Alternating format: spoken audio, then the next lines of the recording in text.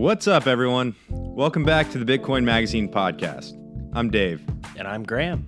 Today, we're joined by Dan Held to discuss a recent piece he wrote called Quantum Narratives, the Rise and Fall of Cryptocurrencies. We'll also be talking a little bit about his unique writing process, hodlers as revolutionaries, Gold 2.0, and how Bitcoin permits social freedom. Stick around. It's a good one. But first, let's check out what's going on in the news. Last week, the Bitcoin price broke $8,000 for the first time since July 2018. While it's fluctuated a bit since then, the price has hovered around the milestone ever since. 8BTC, a Chinese cryptocurrency news site, published a story evaluating the potential factors behind the recent price rally. The article identified recent moves into crypto by legacy institutions such as Facebook and JP Morgan, the US-China trade war, and classic FOMO, all as potential factors driving up the price. While price milestones always grab headlines, Blockstream's efforts to develop Bitcoin's second layer took a leap recently as well. The Bitcoin and blockchain technology company has announced that Liquid Securities, a platform for issuing and managing security tokens on its Liquid sidechain, is ready to go live. Liquid is an auxiliary network built on Bitcoin designed to enable faster, cheaper transfers between exchanges. Liquid Securities allows groups to issue security tokens that leverage the Bitcoin blockchain and choose from a variety of issuer controls. As a Bitcoin-focused company, it's encouraging but not totally surprising when Blockstream launches a new BTC initiative. But when a legacy tech institution like Microsoft builds directly on Bitcoin, that is something else entirely. According to an announcement on May 13th, Microsoft's Project Ion plans to leverage the Bitcoin blockchain to create a trustless digital identity scheme, with the hopes of making usernames obsolete.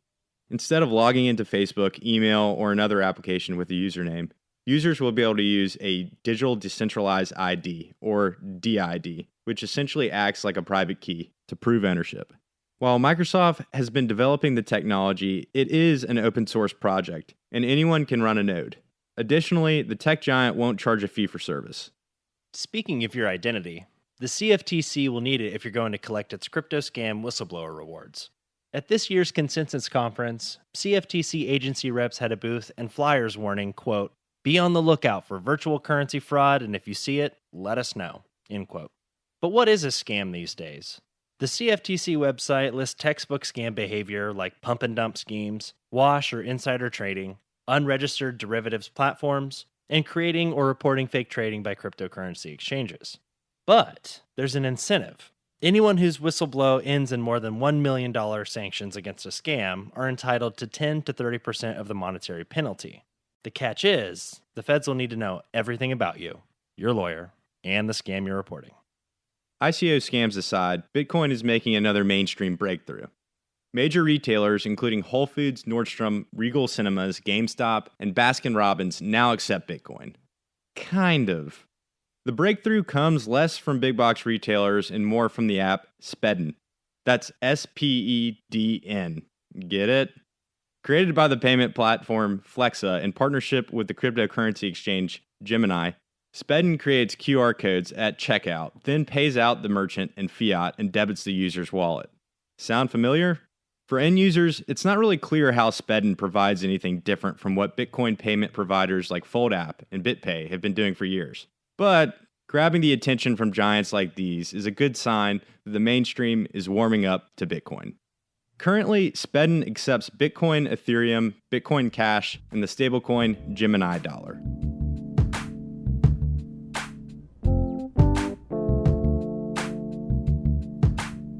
Dan Held is the co-founder and director of business development at Interchange, a portfolio tool for institutional crypto traders and investors. Before that, he worked at Uber on writer growth and global data. But today, we're talking to Dan about his stint as a writer of rhetorical or explainer essays about Bitcoin. Hey Dan, I read your quantum narrative essay, and you're about to publish another essay about Bitcoin security. Have you always been a writer, or is this something that started with your interest in Bitcoin? I never wrote an article until around like September 2018, and I've never written long form before that. I wrote my first article in Bitcoin, or I wrote my first article about Bitcoin in September 2018, and it was an article called "Hodlers Are the Revolutionaries." And the reason I wrote it was the amount of uh, intellectual dishonesty in the crypto space is astronomical. Just the complete lack of data-driven thinking, using basic primitive mental models, and one that particularly annoyed me and actually frustrated me so much that I started to write was the idea that hodlers are free riders, which rubbed me very much the wrong way. And I had to go read as much as I could about it and write a comprehensive rebuttal to that argument. And that's where I started to write. And once I started writing, all this frustration around these, frankly, just really poorly constructed narratives, but had high memeability. For example, proof of work is wasteful. I wanted to comprehensively take down each piece of FUD about Bitcoin that I felt was rooted in, I don't know, just very, very poor thinking. Can you briefly explain your essay, Hodlers Are the Revolutionaries? Yes. So a hodler is a Bitcoin hodler, someone who buys Bitcoin and hodls it because they choose to reduce their time preference and invest in something risky, with the idea that they can preserve their wealth in something that is extremely hard to seize, and they can transact or send that wealth to anyone else in an immutable manner. Hodlers play an incredibly important part of the ecosystem because Bitcoin is a social contract. Yes, the code is sort of enables that social contract, but that social contract is amongst all of the hodlers, the believers, the individuals who chose to take a risk and invest in Bitcoin. If Bitcoin had stayed at $1, then we wouldn't have the amount of hash power behind it. We wouldn't have the developers. We wouldn't have the network effect. The hodlers, or the believers in the new financial system, are the entirety of why we're here today. And they play one of the most critical roles. In fact, they breathe life into the Bitcoin protocol. So how do you normally go about writing something like that? Like, what's your process? Yeah, great question. I didn't really know what the hell I was doing. But of course, I've worked at companies, had to write some long form content, at least internally. I started with the way that narratives are constructed at Uber. So I spent 2 years at Uber in between my early days in the crypto space, and and then I rejoined back in late 2017. I took the techniques internally employed at Uber, which were around brevity, concise, really tight narratives. Every single time you send an email to multiple people at Uber or your superior or people above them, you would have to write a TLDR in the email, which is the too long didn't read. And so I try to use that with all of my content. I typically try to keep it between 8 to 15 minutes, understanding that people have a very short attention. I also take that content and then reformulate it for Twitter. So starting with that basic construct of keeping it brief is really hard to do. You have to really slice and really cut out things that you think add color, which they do, but at the expense of attention. In the way that I compile the data is I usually start by reading all the different Bitcoiners who've come before me and a lot of their content that they've written, which is usually in Medium or Twitter form. And then I take that, I put that together in a doc, straight copy pasted, and then I clean that up to where I'll keep the quotes I want to keep, and then I add additional context in between. I restructure it. I spend a lot of time on structure in terms of flow. I want to make sure that the pathway, or at least my rationale through the piece, is somewhat cohesive to where it starts from something very, very simple and leads to the ultimate sort of narrative I want to get across.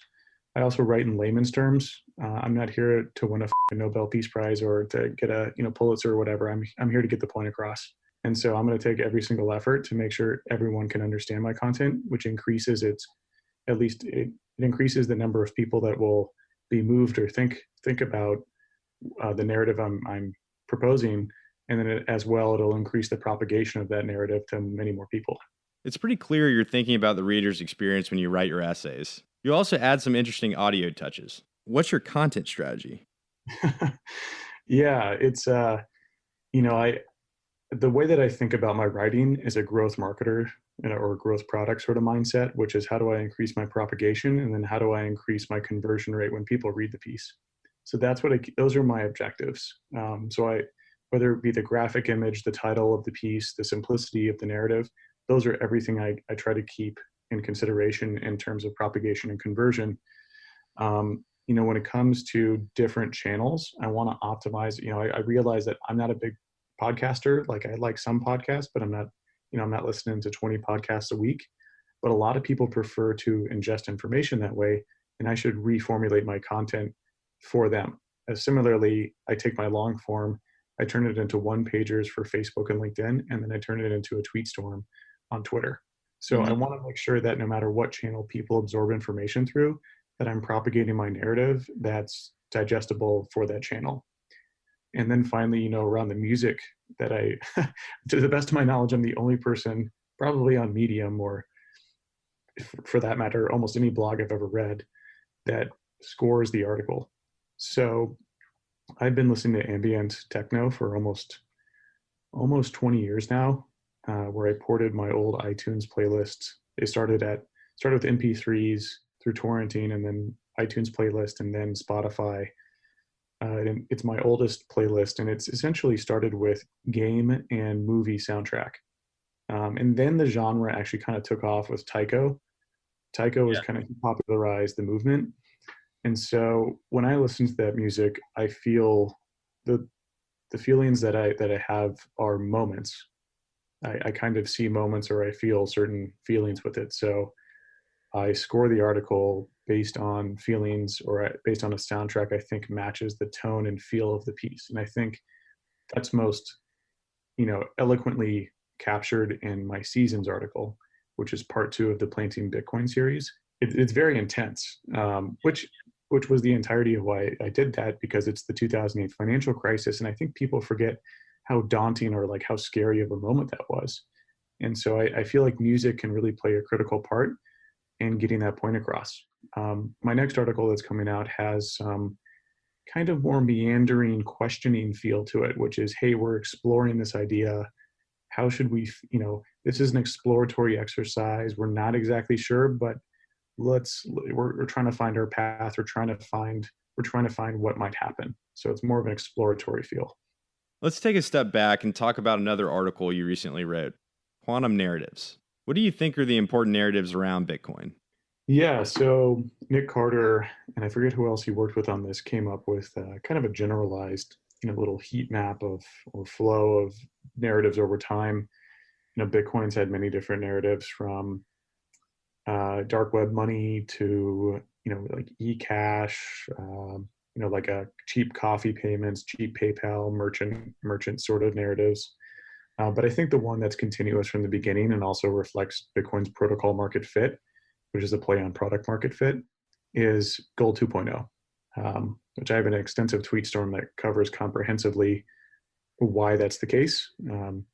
A few off the top of my head is just Satoshi references Bitcoin. He makes an analogy that Bitcoin is like precious metals 4 times. A 21 million hard cap clearly indicates that he considers it initially like more of a store of value.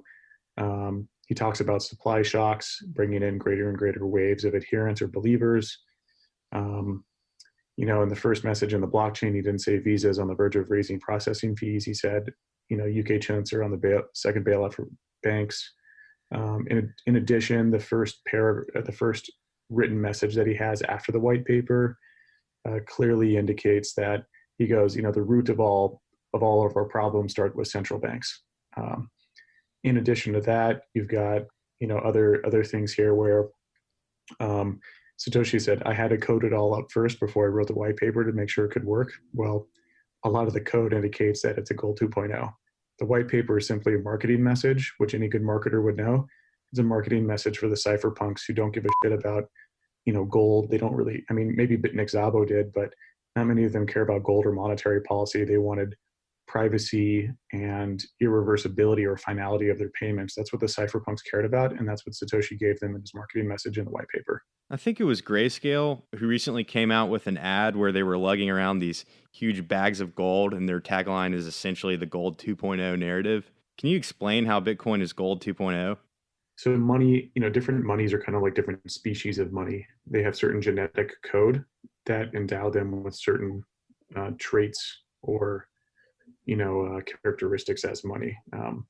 In those traits are like fungibility, divisibility, immutability, transferability, etc.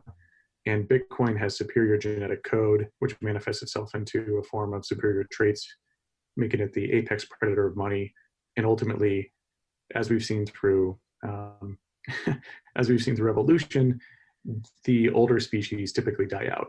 And I don't think, gold has one advantage over Bitcoin, which is that it has the longer shared collective illusion of value or shared belief. But the younger generation, I think, is pretty much, the millennials and younger are buying into Bitcoin. And I think we'll see in another financial crisis that you can't really trust gold. It leads to centralization risk where people store gold together and they store it in bigger vaults that can be easily seized. Whereas Bitcoin seizability is extremely difficult, especially even if you put all the Bitcoins together in a centralized manner, like a custodial account, even then they can have their private key, essentially like a multi-sig arrangement where it would require 5 different people from 5 different nationalities to be coerced. So I think gold is a relic. I haven't seen a good argument from gold bugs. They're typically very primitive in their thinking. And, if you're at all futurist, we're not going to be taking gold on spacecraft. There are all these different kinds of Bitcoin subcultures. Where do you fit in? Yeah, I would say between like a cypherpunk and an Austrian. Yeah, I mean, I'm from Texas originally, so being libertarian, like a libertarian Austrian cypherpunk. Not a lot of Texans are very technical, so very technical or really believed in Bitcoin back when I started to believe in it. So, I'm a mixture of Austrian School of Economics, libertarian plus cypherpunk, which largely overlap quite a bit. Yeah, I guess just Texan actually probably works in this space for like your identification in like a Bitcoin subculture. I don't know. I read one that was like Xeno cypherpunk feminists or something like that, and I was like, I don't know what the hell that is. Yeah, I mean, look, Texans are kind of conservative with some things. That's Yeah. why I'm libertarian. Look, I believe in freedom. That's the core root of everything that I believe in, whether that be social freedom or monetary freedom. And I think Bitcoin is our best shot at enabling both. Yeah. Can you sort of elaborate on the social aspect of that? Yeah. So when more powerful adversaries than you have extreme difficulty in seizing your money, which money isn't just numbers. Money is stored energy and time that you've spent to earn it. When a more powerful adversary has difficulty seizing that from you, it changes the power dynamic of the whole world, and that bleeds into the social aspect as well. Before you might have social freedoms but no monetary freedoms, or before you might have no social freedoms but monetary freedom, and it doesn't really mean a lot unless you're free with both. And so I think Bitcoin gives us our best shot at individuals taking sovereignty over, I would say, the most important part of their body, which is their stored energy and time, their cumulative stored energy and time, the money, the output of it. It's really a compression of all of your hours that you spent blood, sweat, and tears earning that money, whether it be at a coffee shop or backbreaking labor in a forest or anything else. And so I think that through that, governments will have less money to fund wars. Capital will be allocated more efficiently, which leads to a better life. And when it comes to social freedoms, it'll be very hard to take those away from you when they can't take away your money. Because if they try to take away your social freedoms, you can abstain from participating in that government. One of the newest narratives right now is that Bitcoin is an uncorrelated asset. What does that mean? Yeah, so this one's kind of fun because it doesn't require any belief in Bitcoin itself. Asset managers don't really, they allocate, say if you're a sovereign wealth fund and you have to allocate $1 trillion, well, no individual person at that fund is going to totally understand each niche market of distressed real estate assets, US equities, German bonds, etc. And so what they do is according to modern portfolio theory, you construct a portfolio of different assets that are uncorrelated, which gives you essentially, the TLDR is it's better performance and less risk. Because the assets are uncorrelated, you're not subject to, let's say, if you were solely allocated in US real estate in the 2008 financial crisis, or real estate as a whole, you would have done very poorly. And so you're essentially allocating capital across multiple asset classes to better manage your risk and have a higher performance. And so with Bitcoin, it's uncorrelated with almost any other asset class. its return has been phenomenal. It is the best return, it is the best investment anyone's ever made. Also, if you look at Bitcoin's return since exchange listing, it actually beats out every other cryptocurrency by a couple of magnitudes. Yeah, people don't look at that. They just look at from 2016 to 2018 or 2019. I'm like, well, that's bullshit. You're cherry picking 3 years of like a giant bull cycle. How about the 2014 alt boom? Like if you wanted to be data driven, you would include the oldest set of altcoins and the largest, good sample size as well, which is the 2014 boom. But no one does that, of course. You want to cherry pick a narrative, and certainly people go, well, that's not fair. Bitcoin has been around for longer, and that's a very valid concern. I would be happy to come together on a conclusion, except they start at one extreme, and I'm like, sure, well, let's choose another, and it's somewhere in between. And so, when they allocate capital across multiple asset classes, if they allocate a very minuscule percentage of their portfolio, which they honestly would be negligent if they didn't, if they allocate a tiny percent, we're talking like 0.05 of all the institutional money in the world. If they do that, Bitcoin's going to like $100,000 or $1 million a coin. And so that narrative, I think, is very potent for the institutional side. I think Bitcoin is the best positioned asset for institutions. They can understand Gold 2.0. Ethereum's narrative has never really been concrete. They started with World Computer, then pivoted to DeFi, dApps, and now they're trying to pivot back to like DeFi somehow enables a better store of value. I don't really understand how they can possibly do that, and neither do they have the social construct or the code to enable that. So what makes all these narratives quantum narratives? With quantum mechanics, there's a classic thought experiment called Schrodinger's cat, which is that, if there's a cat in a box with a radioactive material, that the cat is both alive and dead until the observer or an external observer observes it in that state. And then upon that observation, essentially, there's multiple states that the cat can be in, but upon observation, those states collapse into one reality. And so I felt that was a good analogy for crypto and narratives, because largely most of these cryptos are alive because of narratives, including Bitcoin. It's the shared cohesive glue that brings everyone together. For Ethereum, that was DeFi, World Computer, everything else. For Bitcoin, it's payments and Gold 2.0. And luckily, Bitcoin's cohesiveness and integrity of the narrative has maintained intact. And the ones that didn't believe that forked off into Bcash and subsequently got crushed. The continuity of the narrative is important. And so, we saw the frothiness of these narratives really peak, and that's where the video I have at the end really shows that, is the rise and fall of narratives. So you've got all these narratives ebbing and flowing in this, in this state that isn't critically observed. But the bear market is the critical observation that we need. And so all of these narratives, whether it be privacy coins, more scalable blockchains, DeFi, dApps, World Computer, all of these are ebbing and flowing until they're critically observed, and then they collapse upon reality. And so, I wanted to touch on what narratives have ebbed and flowed, and then as well, what's the real narrative that's still there? And none of us are using dApps. DeFi is largely just going long levered Ethereum, which I don't consider that exactly a great innovation. And it's also on a shaky foundation. So I think one of the only remaining narratives is a store of value. And it's crazy, you just apply a basic product mindset to the crypto space and you go, well, what protocols have protocol market fit? What narratives will survive this, wave function collapse when things are critically observed? And it's hard not to see, Bitcoin, and I think, Litecoin is a store of value narrative essentially, but they kind of highlight the payments narrative, but really store of value is the only thing that works here.